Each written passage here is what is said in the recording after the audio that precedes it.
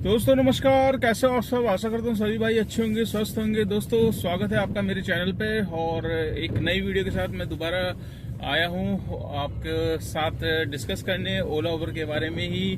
और 2025 में दोस्तों ओला उबर में आजकल कैसी है कमाई, और काफ़ी लोग जानना चाहते हैं, एक्साइटेड है कि भाई ओला उबर में आजकल कितना काम हो रहा है। तो आज मैं इसी टॉपिक पे दोस्तों बात करने वाला हूँ आपसे। जी हाँ दोस्तों, काफ़ी लोग जानना चाहते हैं। बहुत साल बीत गए हैं, 8-10 साल पहले बहुत अच्छी कमाई होती थी, बीच में इंसेंटिव्स प्लान चलता था। ये सब चीज़ें ओला उबर जब स्टार्ट हुई थी तब दोस्तों काफ़ी लोगों को बेनिफिट्स मिला था। और देखिए, जब भी कोई कंपनी न्यू आती है, लॉन्च करती है, तो वो लालच बहुत ज़्यादा देती है। जैसे कि ओला उबर जब स्टार्टिंग में आई थी 10-12 साल पहले, तब ये कंपनियां बहुत ज़्यादा इंसेंटिव्स वगैरह देती थी। 8 साल मुझे हो चुके हैं जिस टाइम मैंने ज्वाइन किया था। तब ये लगा लीजिए आप 19 ट्रिप्स करने पर 11,000 का MBG plan, maximum business guarantee इनकी होती थी। और इसमें 11,000 का इंसेंटिव मिलता था। 11,000 का आप समझ सकते हैं, 11,000 में ये आप सोचेंगे 11,000 कैसे मिल जाता था यार। तो जी हाँ दोस्तों, जब ये कंपनियां अपना बेस बना रही थी और अपना इनको दोनों साइड से वो चाहिए था, इनको अपना पैसा कुछ नहीं लगाना था, बस अपना पैसा लुटाना था। और लुटाना ऐसा था कि लालच देना था राइडर को भी, पैसेंजर को भी, और साथ में इनको कैब भी हायर करवानी थी। तो कैब भी हायर हुई और राइडर्स भी जुड़े, राइडर्स को फ्री कूपन्स, फ्री राइड्स मिली। और यहाँ पर आपको इंसेंटिव्स प्लान मिला जिसमें आपको कहा जाता था कि भाई आप अपनी कैब डालो और कैब डाल के हमसे इंसेंटिव लेकर जाओ 11,000 रुपए का। जी हाँ दोस्तों, 11,000 का। अब 11,000 का इंसेंटिव आप सोच रहे होंगे कैसे मिलता था। जी हाँ दोस्तों, 19 ट्रिप्स का इनका इंसेंटिव प्लान हुआ करता था।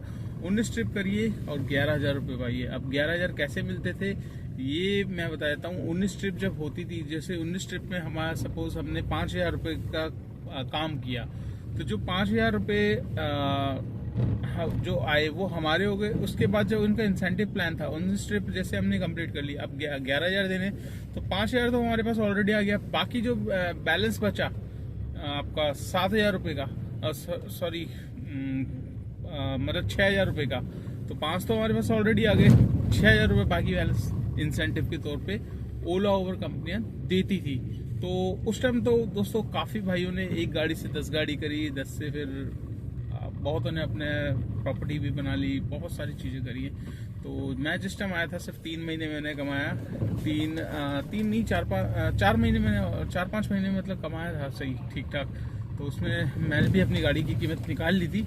और दोस्तों अब जैसे कि साल बीतते गए, सारी चीज़ें धीरे धीरे कम होती गई, इंसेंटिव्स प्लान आना बंद हो गए, सब कुछ बंद हो गया।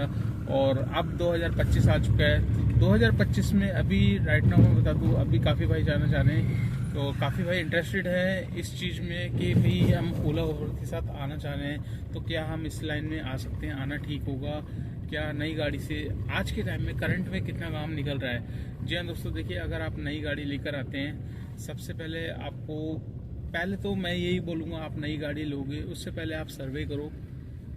किसी भी जिस भी एरिया में आप रह रहे हो, दिल्ली NCR की बात नहीं कर रहा मैं, आप बाहर से, लखनऊ से हो, ठीक है, आप इलाहाबाद से हो, आप बॉम्बे से हो, आप राजस्थान से हो, आप हरियाणा से, पंजाब से हो, कहीं से भी हो, हर चीज़ की सर्वे की जाती है। देखिए दोस्तों, जब तक आप जिस लाइन में आप घुस रहे हो उसके बारे में जब तक पूरी तरह नहीं समझोगे तब तक आपको नहीं पता चलेगा। तो सबसे पहला मेरा फर्स्ट इंस्ट्रक्शन आपको यही होगा कि आप सर्वे करिए। अपने इस पे 10 लोगों से पूछो, 100 लोगों से पूछो, लाइन में आने से पहले काम कैसा निकल रहा है, कैसा है काम।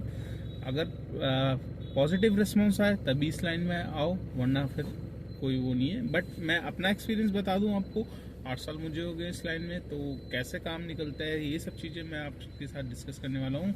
अगर आप नई गाड़ी लेते हैं दोस्तों, तो आपको एक टारगेट सेट करना होगा। देखिए, नई गाड़ी आप उबर फ्लीट या ओला से तो बिल्कुल भी मत लीजिएगा, अपना शोरूम से अपना लोन करा के जो भी आप लेना चाह रहे हैं उस हिसाब से आप ले लीजिएगा। और EMI भी उस हिसाब से रखिएगा कि आपके हर महीने की EMI 10 से 12-13 हज़ार, बस इससे ऊपर मत जाइएगा। इससे ऊपर जाते हैं ना तो फिर थोड़ा सा बर्डन लगता है। 10 से 12-13 हज़ार तक की जो EMI होती है ना, वो इजीली निकल जाती है। और गाड़ी ऐसी चूज़ करो जिसमें आपका बेनिफिट हो और आपका मतलब एवरी टाइम आपको बुकिंग्स मिले। ऐसे नहीं आपको बुकिंग्स आती है जिसमें डिमांड होती है वैगनर और डिज़ायर की, वहाँ आप आर्टिका गाड़ी लेके चले जाते, तो ऐसा नहीं करना दोस्तों। तो आप शोरूम से फर्स्ट किस्त बनवाइए, इस तरीके की बनवाइए जिसमें आप इजीली पे कर सकें।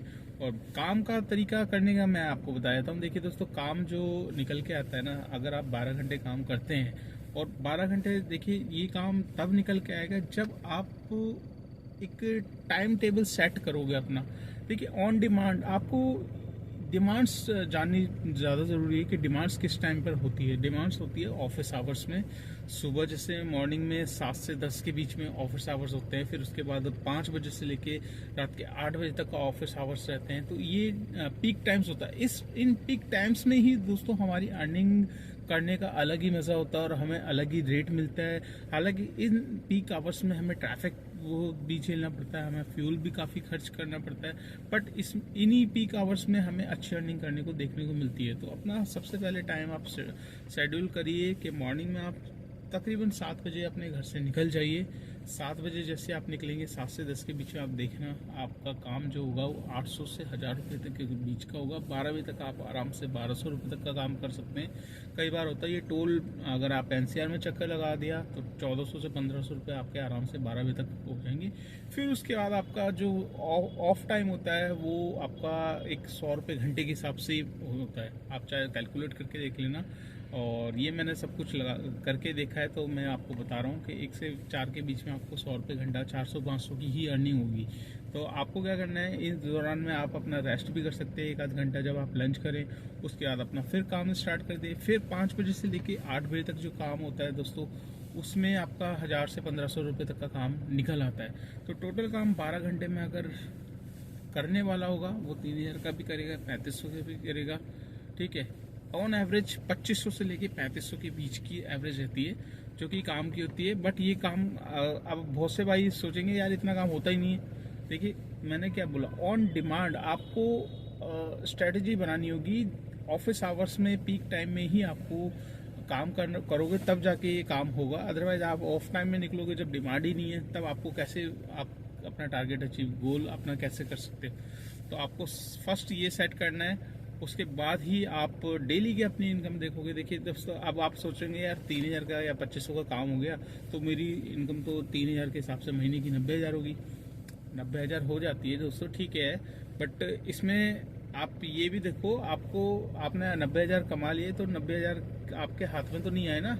इसमें से आपको CNG का भी खर्चा निकालना है, ठीक है, उसमें आपको MCD पास का भी निकालना है, आपको गाड़ी की EMI निकालनी है। अगर आपने सपोज ऑन एवरेज 3000 का किया, ठीक है, महीने में 90,000 का होता है, ठीक है, बट 90,000 में आपने पूरे महीने तो नहीं किया, 4 छुट्टियां भी होगी आपकी, ठीक है। तो 4 छुट्टी के निकाल दो, 12,000 वैसे निकल गए। कितने बचे? 78,000, 80,000 मान के चलो आप। 80,000 में आपको आप समझिए 800 की 1000 की CNG भी आती है। तो 3000 के काम में 800 की CNG लगती है। तो आप 8,208 से 24,000 की CNG होगी आपकी। तो कितने बचे आपके? 80,000 और 24 और माइनस कर लो, आपके कितने बचे? 56,000 ये आपके बचे। इसमें से फिर आपको गाड़ी की EMI निकालनी पड़ेगी आपकी। सपोज 15,000 की आपकी EMI मान लेते हैं, 56। तो जो नेट प्रॉफिट है वो आपका 40 से 45,000 तक के बीच का दोस्तों ये निकल के आएगा। अब आपने कमाया 90,000, तो काट पीट के आपका स्लैब हो गया 40 तक। तो ये सब सारे खर्चे हटाने के बाद ही आपको रिवर्स ये मिलेगा। और ये आप पैसा तभी बचा सकते हो जब आपको मेहनत भी करनी पड़ेगी इसमें, और आपकी नई गाड़ी होगी। देखिए जो आपका 15,000 रुपये EMI कट रही है, वो 3 साल तक की अगर आप EMI रखोगे तो इजीली पता भी नहीं चलेगा आपको कब निकल गई।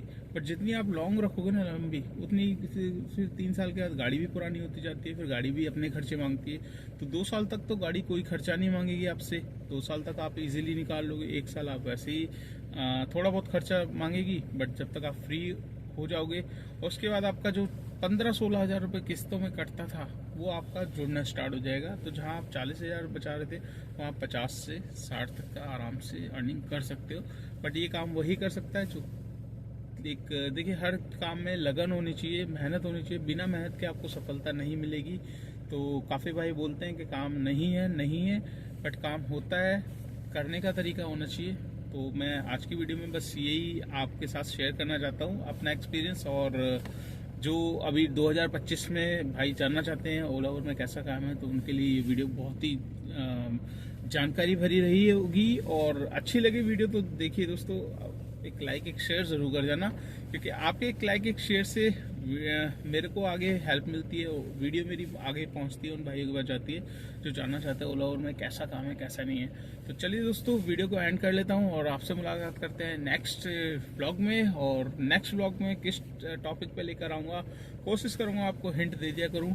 तो अब मेरे पास रेगुलर थोड़ा सा टाइम अब मिल रहा है व्लॉग करने का, पहले टाइम नहीं रहता था तो इस वजह से वीडियो कम आती थी। अब कोशिश यही है रेगुलर वीडियो मेरी आए। तो चलिए दोस्तों, वीडियो को एंड करते हैं और आपसे मुलाकात करते हैं नेक्स्ट व्लॉग में। तब तक के लिए